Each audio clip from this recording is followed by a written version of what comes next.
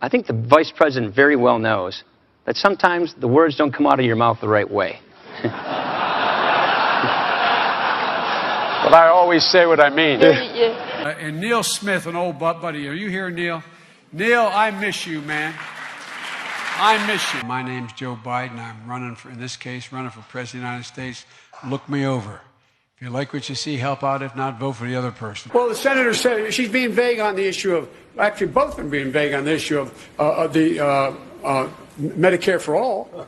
Well, you should vote for Trump. You should vote for Trump.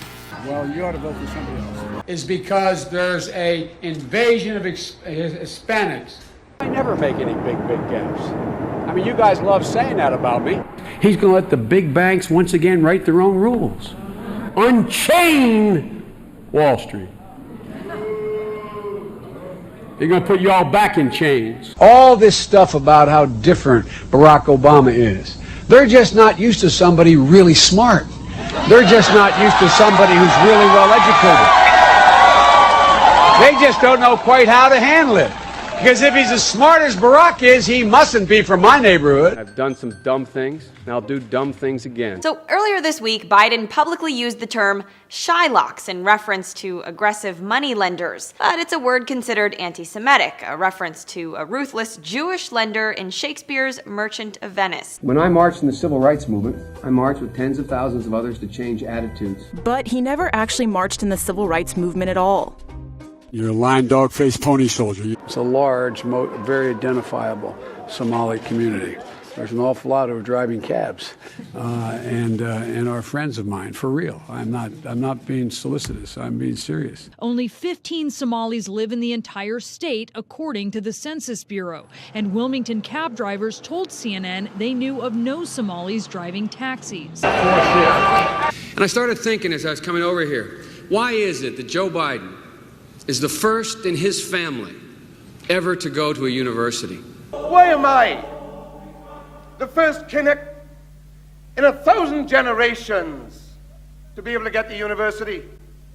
Why is it that my wife, who's sitting out there in the audience, is the first in her family to ever go to college?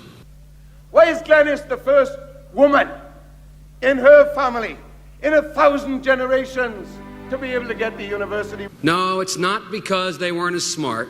It's not because they didn't work as hard. It's because they didn't have a platform upon which to stand.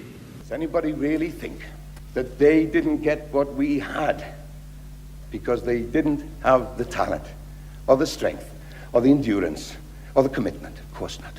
It was because there was no platform upon which they could stand. Tomorrow's Superstar Tuesday, and I want to thank you all.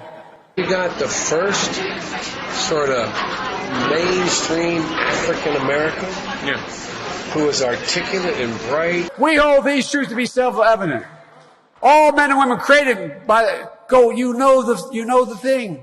Poor kids are just as bright and just as talented as white kids. And parts of his political history continue to haunt him, like his role in the questioning of Anita Hill in 1991.